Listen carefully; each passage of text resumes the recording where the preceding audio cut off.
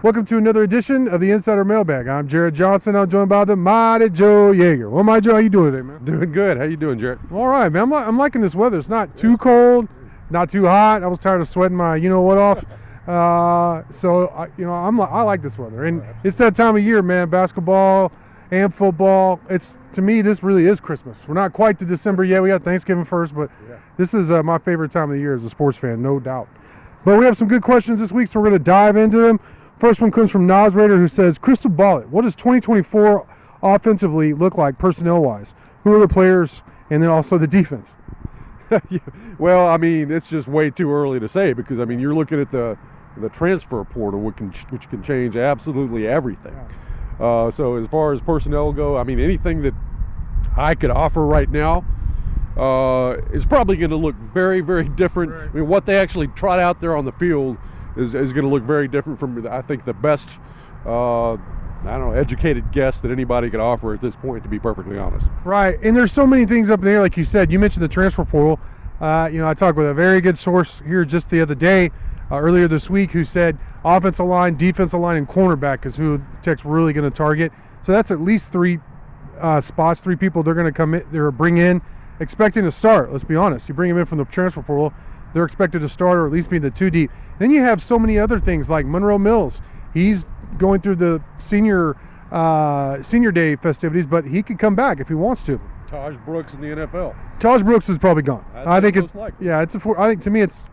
I think Kenny Perry even said earlier this week it's a foregone conclusion. Why wouldn't he?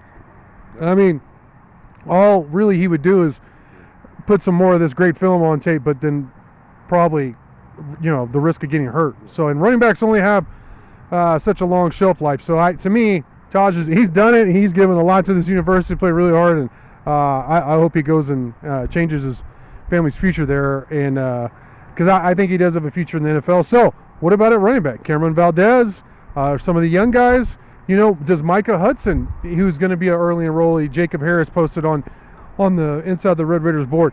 Is he going to play immediately? Because as a 5-star guy, he's expected.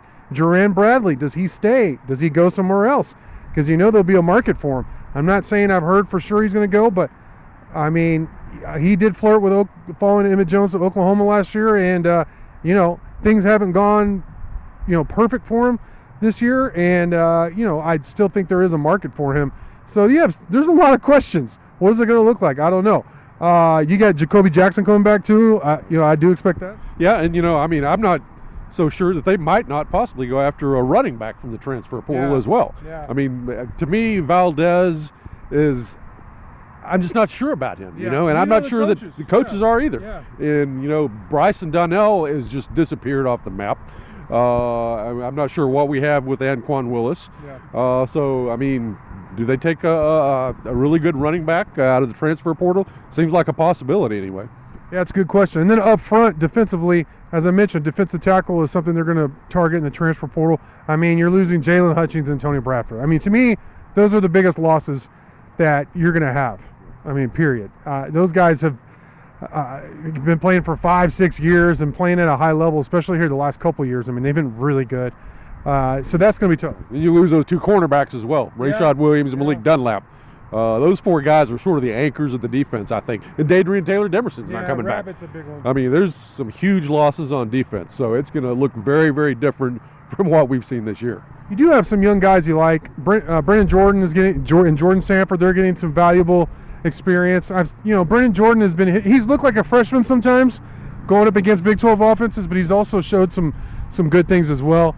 It's a lot to ask a true freshman to come in and cover everything they're asking him to do in terms of be up around the line of scrimmage and be a factor there, and then also cover some of these receivers and tight ends. So we'll see how he looks next year, but I like him. Who else do they have?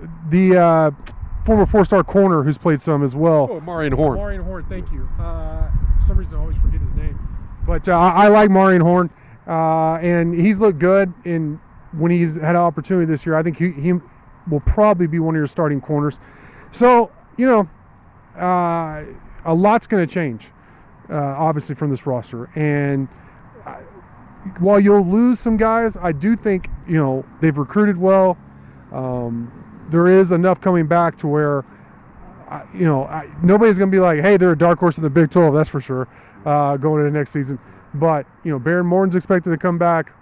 So, yeah, I like the team.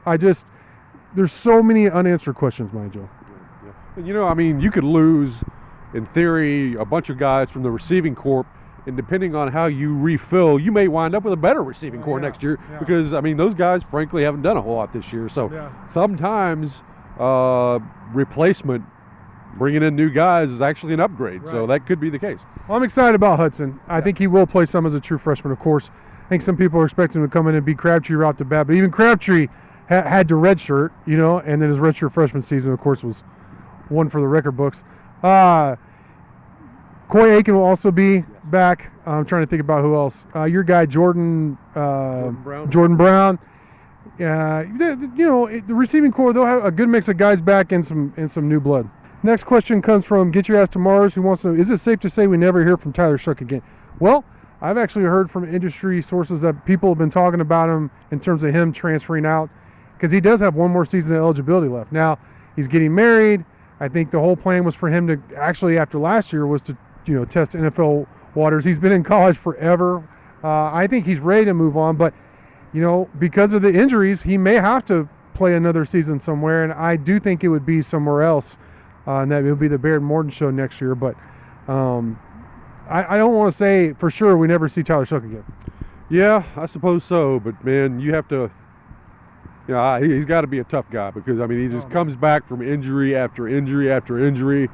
But at some point, I got to think, you got to wonder, man, is it meant to be? Yeah. Am I going to go out there and just get myself really, really hurt, desperately trying to make it in the NFL?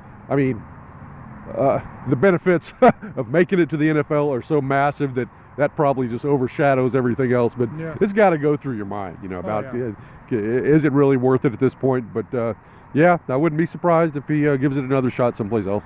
Yeah, I wouldn't either. He's put so much time into it, and one thing I really like are people who, despite a bunch of adversity, still go after their dreams. And that's what we've seen from Tyler. And, the thing is with him, though, is we've seen him play without a care and be very effective and a winning quarterback and good. And then we've seen him be a little nervous in the pocket and struggle. So to me, it'd be like which Tyler Shough is coming back, for him, just for him, But I do think, because if he comes back, I think he would be Tech's starter, And what does that do with Barron? What does that, you know what I mean? So I think this was the final run to answer your question with Texas Tech, but never say never. Get Your Ass to Mars asked several questions. Let's answer the first one and the last one. The last one is, does Texas Tech make a bowl? If so, which one is most likely? Well, it all depends to me. They have 2 games remaining, but and I'm not saying they can't beat Texas, but it's more likely Tech beats UCF at home than Texas and Austin. I don't think that's a big stretch. So this week, this game is huge. You got to get that 6th win, and I think Tech has a very good chance. I think it's a coin toss game, but they're playing better. They've won 2 in a row, and UCF hadn't been very good at home. On the road. So I'm going to say yes. I do think Tech makes it. And according to, and I don't know how accurate this is, but the 24/7 Sports Network released a story here this week, and they had Tech playing Maryland in the Guaranteed Rate Bowl. So,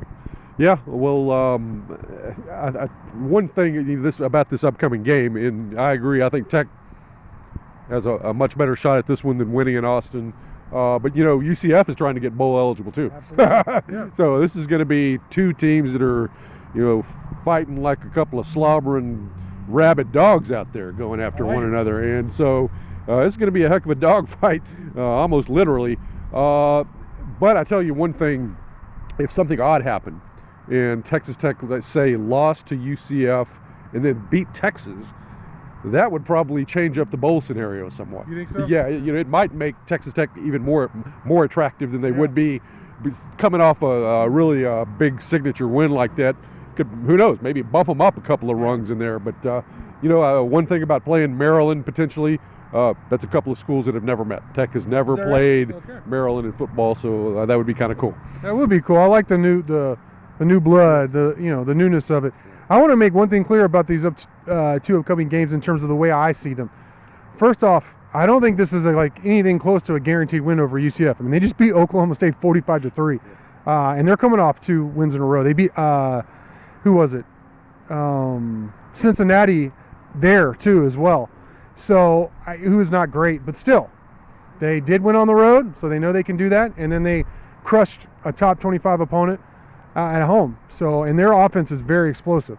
Now their defense isn't very good, so that's what makes it an intriguing matchup.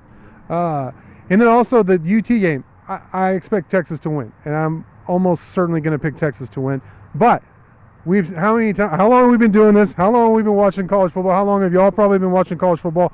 Crazy things happen, especially in UT may not want to call it a rivalry, but it's an in-state matchup where these two teams have been playing for decades, and it's more than likely coming to an end after this year.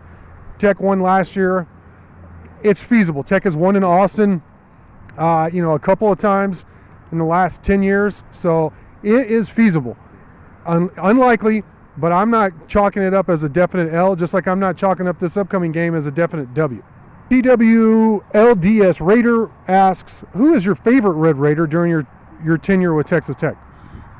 Well, I don't know when my tenure begins and ends. I mean, I've been like a serious. It feels like it. Yeah, pretty much. I was there at the foundation. I was at the parade when it was the announcement that Tech was going to be placed in Lubbock. So, I mean, really, I've been like a fan, a hardcore dude since 1978. I've been covering this stuff since 2004. So I don't know where it all begins and ends and what the tenure is exactly. But, I mean, where do you go? I mean, there's been an awful lot of Red Raiders through the years. I'm going to go with kind of a off-the-wall pick. Let's say Gerald Myers. Wow. Basketball coach, because that's he's the coach of my years growing up, my childhood. I mean, when I would be sitting on the radio with the headphones on, listening to Jack Dale's call of the game, and it was Myers coaching those teams, and they never had a whole heck of a lot of talent, but they played so hard and played great defense, and just really have a lot of good memories. I think Gerald Myers probably deserves a little bit more credit than he gets. My dad used to listen to those Jack Dale calls too, in Dallas, and he thought about coming here to play football at Texas Tech. In part was because of the long hair guys. Like he loved like in the '60s, or this may have been before your time, but the long hair group of Texas Tech basketball players who had a really good season. Like he was a huge fan of that team. I'm going to go with the off the wall basketball. I'm going to choose a football one too. But Brandon Francis is one of my favorites, and I'm going to give you my reasons why. Not because he was the best or anything like that, but he was a guy that Beard used to talk about, he had to stay on him all the time. He was rough around the edges. Francis was this big-time recruit, and his talent was evident. I mean, he showed it.